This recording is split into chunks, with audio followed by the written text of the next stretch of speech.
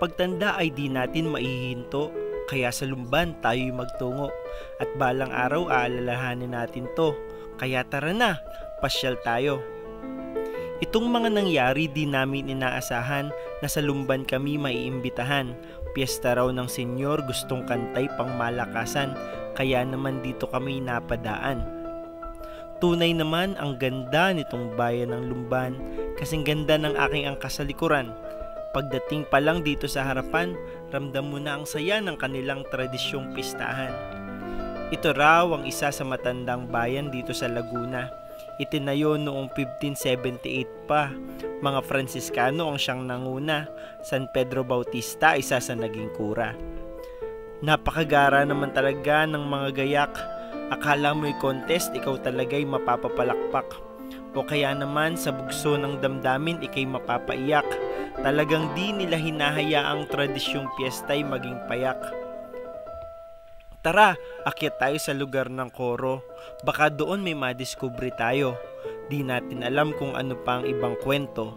Basta ang unang patron ay galing sa Assisi na si San Francisco. Pero naging si San Sebastiang Martir noong ika-18 siglo. Kung iyong iisipin, itong ang kanilang simbahan, ilang gera na ang nalampasan. Pero ang tradisyon ng mga taong bayan, hindi nawawala, talagang iniingatan. Nagsimula man sa nipa at kawayan, ilang pagsubok din ang nalampasan, hanggang maging unang batong simbahan dito sa Laguna, aming lalawigan.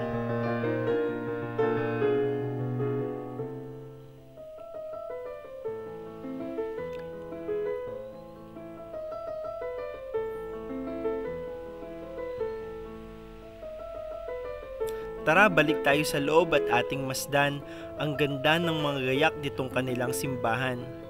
Kilala ang Lumban sa ganda ng kanilang burda, dala pa raw ng Fransiskano nung panahon ng Kastila. Kaya tingnan nyo naman ang kay Kuya Anjong likha. Damit ng senyor, talagang di mapagkakaila, pangdayo kahit pa sa ibang bansa.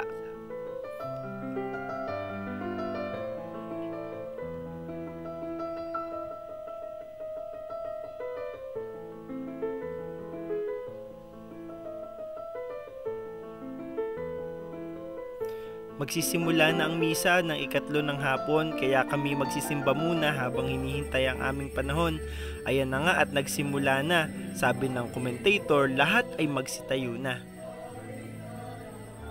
At pagtapos nga, sinilip namin ng labas. May mga batang naglalaro pa pala sa labas. Ngayon di mo na yan mamamalas pagkat cellphone na ang hawak at nagro-Roblox.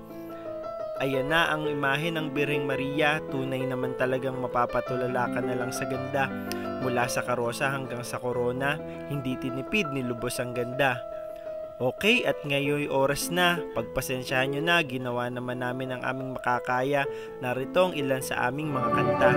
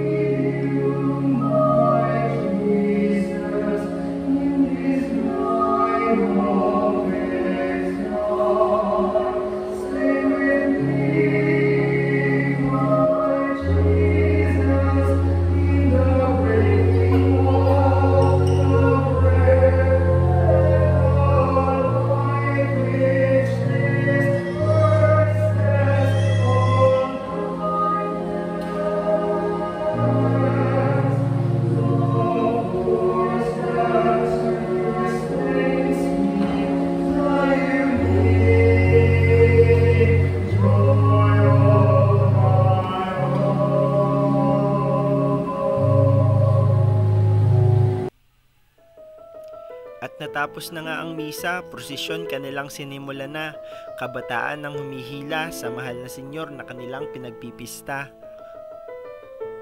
Sa dami baga ng sakristan, tingnan nyo kasama lahat sila. Wari ko'y dulo ng prosesyon, di mo na makikita. Bukod pa riyan, ang mga deboto'y kasama pa. Nagdarasal na matupad ang mga hiling nila. Tuloy ang lakad, walang mapapagod. Para sa senyor, walang uugod-ugod. Bata, matanda, may ngipin o wala, lahat sila ay sa Diyos nagtitiwala.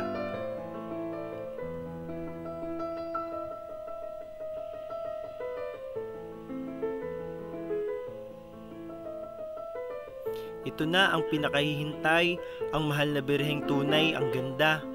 Dinagdagan pa ng ilaw na dala-dala, mapapatulala ka na lang talaga sa babaeng sakay sa karosang kanilang hila-hila.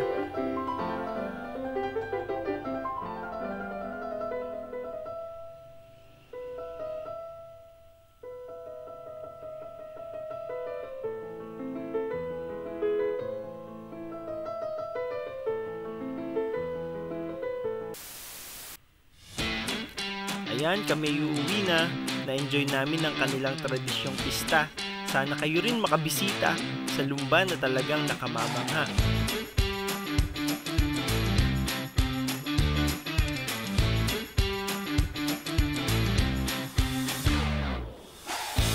O siya, ang biyahe namin ito, alaala hanggang sa dulo.